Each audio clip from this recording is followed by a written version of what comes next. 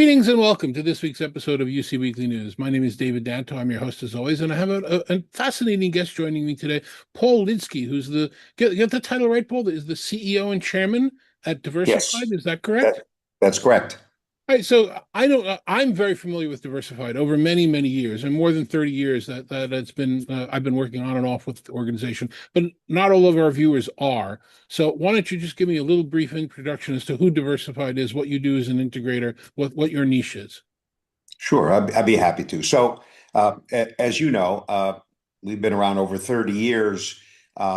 We began as an engineering-led company at our very core, and we focused on solving complex technical problems for our clients, and that evolved into collaboration, AV, media, digital signage over the course of the years to where we are today.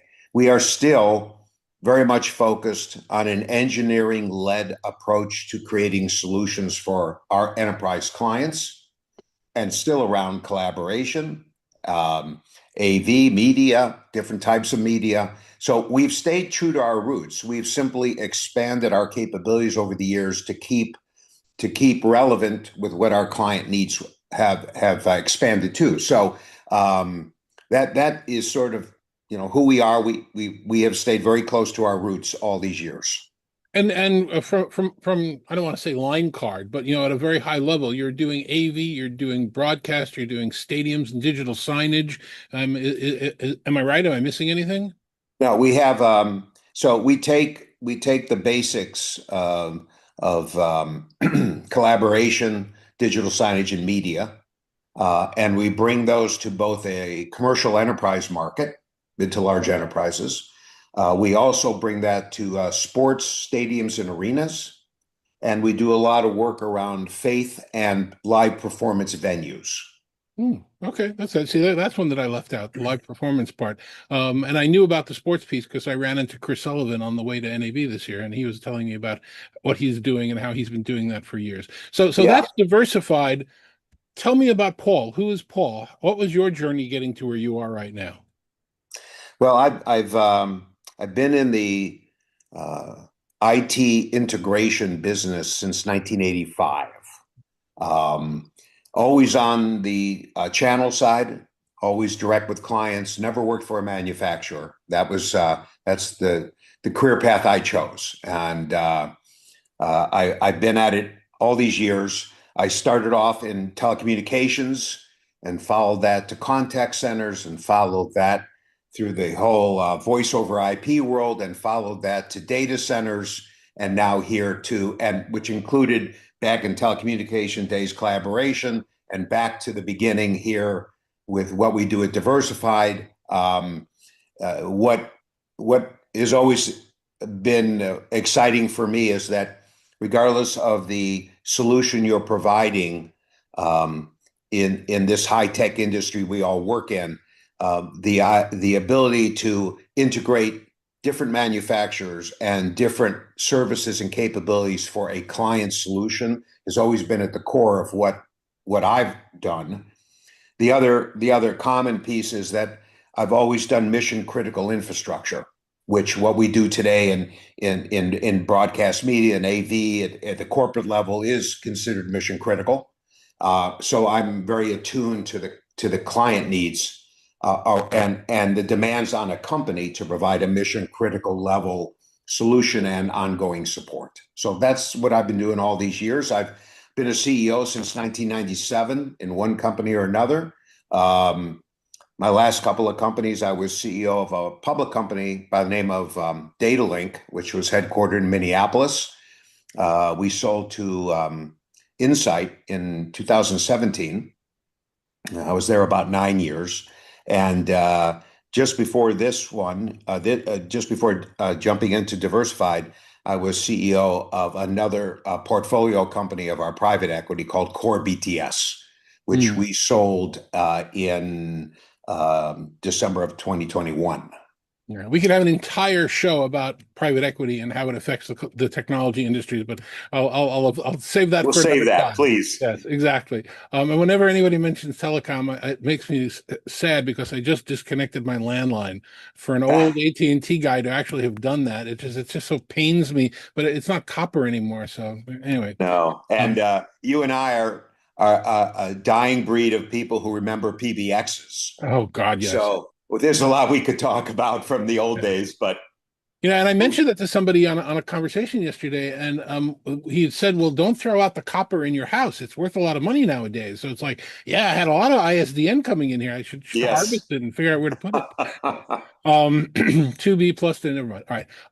So give me your high level view, and we don't need to spend a lot of time on it, but the when I have conversations with people about the legacy AV industry, I always hear things like, well, if you're not CTI or if you're not AVISPL, you're a company that's about to be sold for pennies on the dollar to one of the two of them. And I know there are exceptions. You said Yorktel and Kinley combined. My friend Ken Scaturo is running that. And there are a few others, but is it really? I've been calling. Avixa hates it when I say this, but I've been calling AV a shrinking industry, and they say consolidating, and I say shrinking, because it's being morphed into companies that had more of an IT approach. So that's my view. What's your view on what's going on in the space? You guys about to sell for pennies on the dollar? No, we are not. Good answer. We Now, wouldn't now let you even, answer the question. yeah, we wouldn't even consider it. Look, I know there's a lot of consolidation in our industry here, as there has been consolidation in every aspect of IT over the course of over 40 years of doing this, right? What I have discovered over the years is that size, while important, is less important than the creativity and the quality of the solutions you create for your clients. Clients seek out smaller companies, and we're by no means small compared to some, but clients seek out companies they believe have the engineering prowess to create the solutions they're looking for in the environments we work in. Rarely over the course of my career has someone said to me, "You're too small to work with," because I've always been of a scale where that's not a question that gets asked. And we're the same.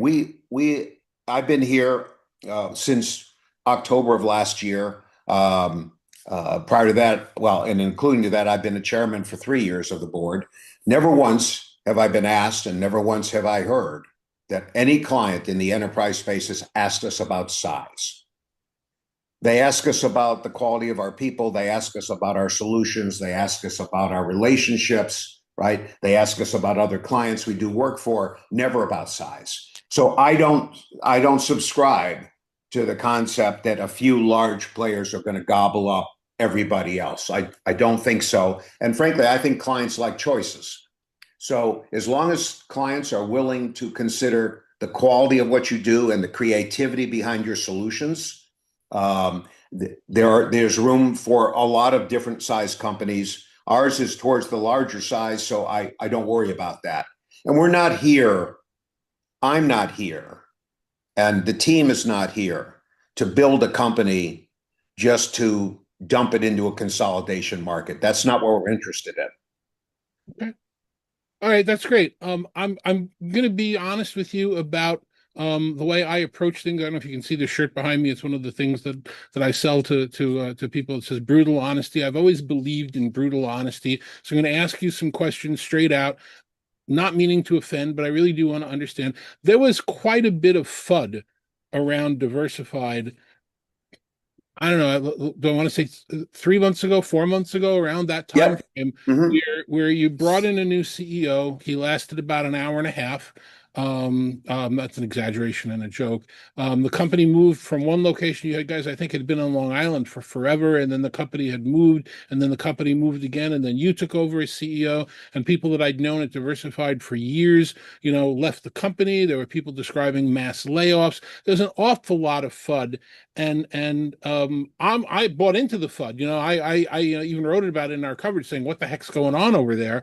I Mm-hmm. ran into a friend of mine, actually somebody who I was a mentor for when he just entered the industry, who took a senior leadership role with your organization, and he said, "Dave, that's all wrong. That's not really what's going on here."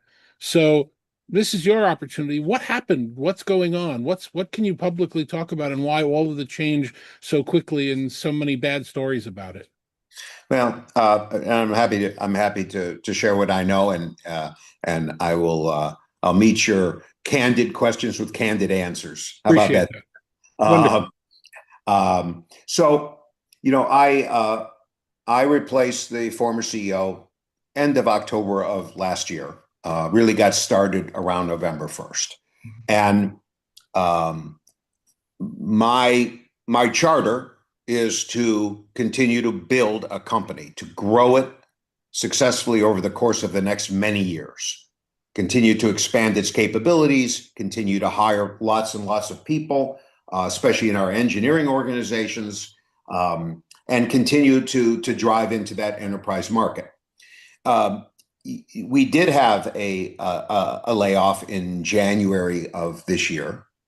And what I did with that layoff is I actually moved money from parts of the company that were not going to help us achieve our growth objectives and moved it to the parts of the company that will help us achieve our growth objectives. So that money is used for hiring, training, ongoing, just market growth, entering new markets, right? Greatly expanding some of our specialty businesses, which require investment. We have a growth strategy that we are going to remain true to. And so basically, that layoff was about take all your money and all your bandwidth and all your resources and pour them into your growth strategy. Don't let yourself become defocused with things that don't support that. And it's a very disciplined, very focused approach to growth strategy, which is how I do it. So yes, and it's never easy, and I don't like layoffs, but the company needed to sort of reset itself. We have a tremendous reputation in the market, and it's based on the expertise of this company, right? That's where every dollar I have should go. And that's what I did. Okay. Now, new CEO comes in. That change is always a little disruptive to companies and the markets. I think as many people at Diversified would tell you, and if you were to ask people from prior companies that I've mentioned, I'm a growth-oriented CEO. That's the only reason I join companies, is to grow them. That's the only thing I know how to do, and it's all I've been doing most of my career. So I look at a company with tremendous opportunity. I look at a growth strategy that we can create, and then I make sure that every resource I have is pointed in the right direction, and all our focus is pointing in the right direction. And that's what started the sort of FUD in the marketplace. And then from there, stories spin up all kinds of different ways. I don't pay too much attention to them because I have work to do. But nonetheless, that's what's really behind that, to answer your question. So if I'm paraphrasing you, that when you took the reins of the company, you redirected it into the areas where it should go. Can I infer from that your predecessor that was new possibly wasn't going in the right direction in a couple of areas, and that's why you took over? Is that a fair statement? Well, my predecessor had a commitment to our investors for a specific period of time. And that was important to him. And his time was coming up based on what he committed to us. And we honored our commitment and his commitment to us, which meant that we would need a new CEO. I, as the chair of the company, understood the company very well. And coming from the background you and I discussed, this is the world I live in, right? So I had the opportunity to step into the role and continue the work that was being done by the company. Got it. And basically to increase the level of growth, we were growing, but to grow it faster. And to do that, the way that I do it is I focus the company. around very specific growth initiatives. And that allows me to grow faster because I can put more resources to work in very specific areas. So just based on the prior CEO's commitment to us and my great interest in the industry and in this particular company, that's why the changes occurred. Okay. And one last brief question in that vein before we move on. Company location. You were in one place, you moved to another place, you moved to another place. I'll be honest with you, asked me where you're located now, I wouldn't even know the answer. Georgia, right? Or whatever. But anyway, what's the story with it, and where are you, and where are you going to be? Where will you have Okay. offices? So if you look at the company, first of all, it's a global company. We have offices throughout the United States, Europe, and the Asia Pac, right? So we're in many places. As an integrator nowadays, you have to be.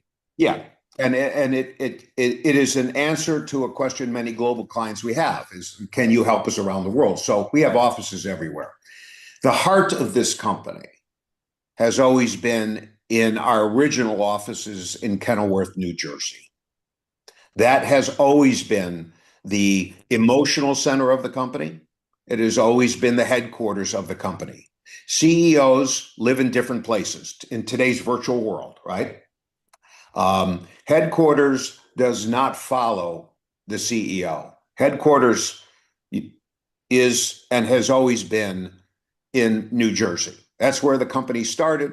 That's where I think about it as headquarters. We also have a large organization for our back office in Atlanta, Georgia. But I live in Florida. Headquarters is not in Florida.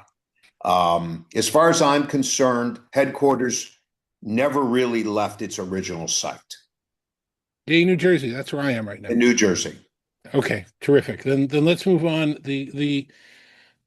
I'd really like to get your opinion on the difference between AV and broadcasting and content creation.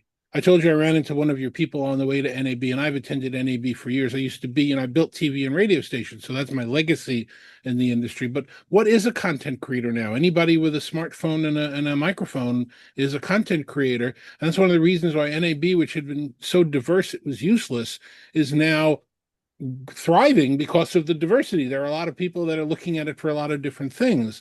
So again, my question is, how are you parsing that out? How are you serving the community? Are you doing it based on verticals? Are you doing it based on expertise? Or do you have a separate broadcast, a separate state? I mean, how are you looking at the space right now? And how do you see the world morphing as content creation becomes something you do on a phone instead of a $6 million studio? So that's a great question. You have to. I always start the answer to that question with what is our core competency, and our core competencies developed over the course of these last many years. We have a core competency in collaboration, right? In meeting rooms, in all kinds of collaborative spaces. That's one. We have a core competence in broadcast media. We have a core competence in digital signage. Each one of those is a competency that serves aspects of the enterprise marketplace in a commercial market, and also serves many of the specialties that you and I were talking about. Okay. So historically, clients bought one or the other of those three. Today, what you're seeing is that clients want the blending of all three. If you look at broadcast media, broadcasting, you have a lot of large corporate clients who operate broadcast systems, control booths and broadcast systems with cameras and lights and sound, every bit equal to any broadcast station, any ABC, NBC, you name them. Our clients have that level of sophistication inside their corporations, right? Especially following COVID, we all learned to communicate with people around the world using technology, right? Because we had no choice. And today, our clients are saying, yeah, we want to do that because we want to reach more people. We want to reach our clients. We want to reach our teams, but we want to do it at a level of quality and sophistication that has not been seen before in a corporate world, only in a professional broadcast world. So the idea of collaboration and media come together. The clients are not asking for one or the other. They're asking for a solution, which is the blend of both. And then you add in digital signage, which is just another aspect of really an experiential world, right? Companies put in basic meeting rooms for 4 people all the time, but they don't need us for that. What they need us for is these large collaborative spaces, these experiential spaces, right? You walk into the lobby of these big corporate clients and you see experiential all around you, right? Mhm. And then if you sit and listen to them present, if you know what you're looking at, you see them using the same sophisticated solutions that we have come to see in all broadcast. So we have taken the 3 core competencies and brought them together in such a way that the corporate clients who need either one of the 3 get them. And the corporate clients who are really leaning forward and wanting to move to the next level of capability, we blend them together. Okay, that makes a lot of sense, especially in the world that we're in right now. So one Mhm. last question before we ask you how to get in touch and find out about your firm. Um, if I take my 30,000-foot view of what's going on in technology right now, I'm the story say is I'm closer to the end than the beginning. I've seen a lot. Um, I see IT firms wildly over rotated on AI. Mhm. There's certainly some benefits with some of the technologies that are coming out, but I'm seeing past mistakes be repeated. Rolling out technology too quickly in a production environment instead of a development environment, you're not going to get the adoption that you want because you're changing things too fast. The button you had yesterday isn't there today, and that's not good. So I Right. see that wild over rotation in AI. From the AV side, I kind of see that same wild over rotation on M&A on we've just added this company to our lineup and we've just added that company to our lineup and now we have reach in the middle of Iowa and the northern part of Maine, and that seems to be the story. They're not talking about what their core competency is. They're talking about how they've just grown by adding companies. How do you manage your firm and your firm's growth within the strategy you came together in this world where everybody's talking about AI and everybody's talking about M&A? Do you get involved a little? Do you dip your toes? Do you say, wait, we're different? How do you navigate that kind of environment? Well, I think we'll take each piece. The AI component. Okay. Yes. Are companies over rotating? Of course they are. When the cloud was first introduced back in what was that, 14, 15, everyone over rotated, right? Then the pendulum swung back to a point of equilibrium. I think AI is the same. It's very exciting. We all use it in our personal lives these days. So, you can understand why it would be of value. But our clients are starting to ask, how can you use AI to help support us? Right. So there's a very practical pieces. My focus on things like AI is about client solutions. What does my client need? And I know that because they talk to me, right? So if I understand a client's need, I can understand what technologies to bring to bear to provide the solution they're asking me for. It is not just AI, it is everything that we do.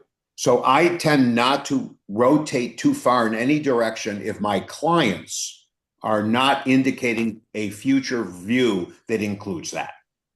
And over the course of many, many years, as I have built growth strategies for the companies I've been involved with, they have always been client focused growth strategies. Always listen to the client, build a strategy. So I'm not letting Diversified run off in different directions. I'm keeping us focused, as we talked about. The same with M&A. In my mind, yes, there are a lot of companies growing by M&A, and that's great. That's their strategy. Everybody has their own version of a strategy. I prefer to use M&A to add specific capabilities that allow my growth strategy and the growth strategy we've adopted for this company to flourish. If I see I need something, and I feel it is better to buy it than build it, I may use M&A. But as an aggregator of companies for the purpose of growth, I don't use M&A for that. I never have. Okay. So that's just how I'm leading the company. Right. And again, I go back to the central point. The industry that you're describing and the question you asked earlier, everything we do is transforming almost on a daily basis. If we stay focused on transforming with the technologies and the challenges our clients put in front of us to, help them adopt all these technologies for new solutions they would like, we are going to grow. We're going to continue to build a brand. We're going to be successful. Our people are going to find exciting projects to work on, especially our engineering organizations. That's the growth we're looking for. And that's how I do it. That's how our company is doing it. And it leads to great success. All right. So I really do appreciate you sharing the Diversified story with us, and hopefully more people will see this and understand where you're going and what you're doing. Tell me how somebody can find out more about Diversified. And if you want to allow it, if somebody wanted to reach out to you and ask you personally any questions, how would you suggest they do that? Well, reaching me is easy. I have a cell phone and an email address, and which I share with many people. Don't share your cell phone here. I've actually had people do that. But I'm going to get pizza deliveries. I'm not doing it. Yes, but if you've got LinkedIn or something like that, that's a good LinkedIn. choice. I can be reached on LinkedIn. I can be reached at Diversified. I am easy to reach. Always have been, always been accessible. So I welcome people who have questions to reach out directly, of course.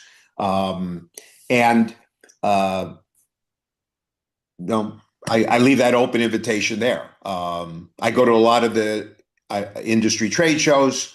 I spend a lot of time out in the marketplace, so very easy to get access to. The best way to learn more about Diversified is to go to our website at onediversified.com. From there, you have links to a lot of information and a lot of resources, so I invite everyone to do that.